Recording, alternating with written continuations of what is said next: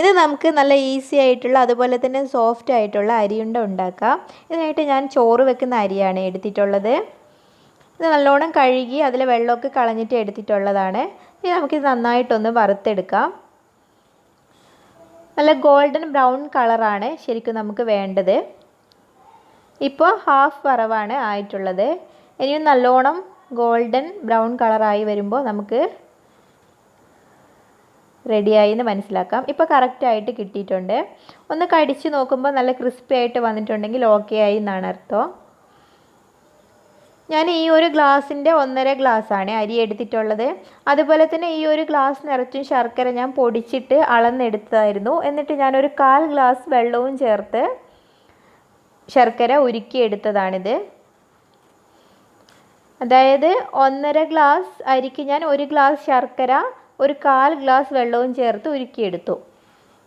അരി ഞാൻ നന്നായിട്ട് പൊടിച്ചെടുത്തിട്ടുണ്ട്. നല്ല ഫൈനായിട്ട് പൊടിച്ചെടുത്തിട്ടുണ്ട്. പിന്നെ നമുക്ക് വേണ്ടത് തേങ്ങയാണ്. ഒരു മീഡിയം സൈസ് തേങ്ങയുടെ അരമുറിയാണ് ഞാൻ ചിരകിയെടുത്തിട്ടുള്ളത്.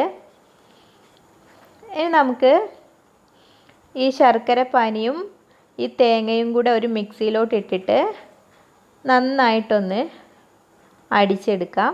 ഇത് ഞാൻ അരി പൊടിച്ചെടുത്ത മിക്സിയാണ്. ഇനി നമുക്ക് തേങ്ങ ഇതിലോട്ട് ഇട്ട് കൊടുക്കാം. അതേപോലെ തന്നെ ശർക്കര പാനിയും. ശർക്കര പാനി ഞാൻ ഉണ്ടാക്കുമ്പോൾ അതിലോട്ട് ഒരു 1/4 ടീസ്പൂൺ ജീരകവും 2 ഏലക്കായും പൊടിച്ചിട്ടിട്ട് ആണ് കേട്ടോ ശർക്കര പാനി റെഡിയാക്കിയത്. ഇനി ഇത് നന്നായിട്ടൊന്ന് അരച്ചെടുക്കാം. ശർക്കരയും തേങ്ങയും നന്നായിട്ട് ജോയിൻ്റ് ആയിട്ട് വരുമ്പോൾ നമുക്ക് നല്ല സോഫ്റ്റ് ആയിട്ടുള്ള അരിയുണ്ട കിട്ടും. ഇപ്പോൾ നന്നായിട്ട് മിക്സായി വന്നിട്ടുണ്ട്. ഇനി നമുക്ക് പൊടി ഇതിലോട്ടിട്ട് കുറച്ച് കുറച്ചായിട്ട് ഇട്ടിട്ട് ഒന്ന് സ്പൂൺ കൊണ്ട് ഇളക്കി കൊടുക്കാം.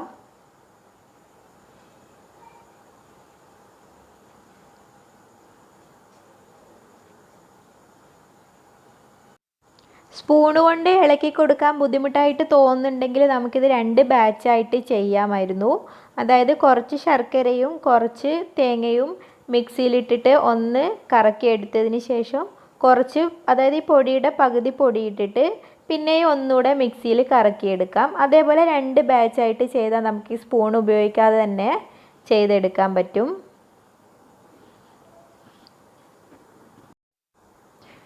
ഇനി ഞാൻ ഇതിലോട്ട് 2 നുള്ള് ഉപ്പ് ചേർത്ത് കൊടുക്കുന്നുണ്ട്. ഇത് ശരിക്കും ആദ്യം ചേർക്കേണ്ടതായിരുന്നു. നമ്മൾ ശർക്കര പാനിയും തേങ്ങയും ആദ്യം അടിച്ചെടുത്തപ്പോൾ അതിലോട്ട് ചേർത്ത് കൊടുക്കേണ്ടതായിരുന്നു. ഞാൻ എല്ലാം കൂടെ ഒന്ന് മിക്സ് ചെയ്തെടുക്കുന്നുണ്ട്. മിക്സിയിൽ വെച്ചിട്ട് ഇപ്പോൾ നന്നായിട്ട് മിക്സ് ചെയ്ത് കിട്ടിയിട്ടുണ്ട്. മിക്സിയിൽ ഇട്ടിട്ട് നമ്മൾ ഓൺ ചെയ്തതിന് ശേഷം വിപ്പ് ചെയ്ത് ഓഫ് ചെയ്ത് പിന്നെ സ്പൂൺ കൊണ്ടൊന്ന് ഇളക്കിയിട്ട് പിന്നെയും വിപ്പ് ചെയ്തിട്ട് ഓഫ് ചെയ്ത് സ്പൂൺ കൊണ്ട് ഇളക്കി, അങ്ങനെയാണ് കേട്ടോ ഞാനിത് എടുത്തിട്ടുള്ളത്. പൊടി കുറച്ച് കൂടുതലുള്ളത് കൊണ്ടാണ്. 2 ബാച്ചായിട്ട് ചെയ്യുമായിരുന്നെങ്കിൽ നമുക്ക് ഈസി ആയിട്ട് തന്നെ ചെയ്തെടുക്കാമായിരുന്നു. ഇനി നമുക്കിത് ഉരുളകളാക്കി മാറ്റിയെടുക്കാം.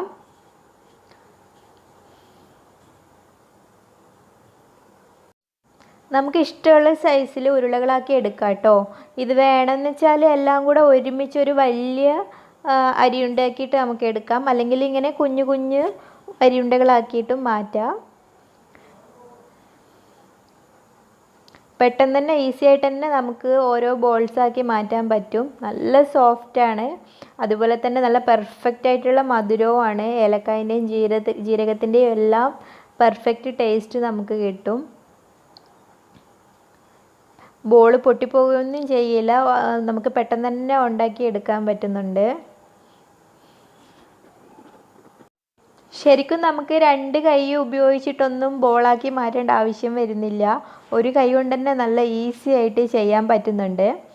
അതുപോലെ തന്നെ ഇന്നുണ്ടാക്കുന്ന അരിയുണ്ട നാളെ കഴിക്കുമ്പോഴാണ് പെർഫെക്റ്റ് ആയിട്ടുള്ള ടേസ്റ്റ് നമുക്ക് കിട്ടുക.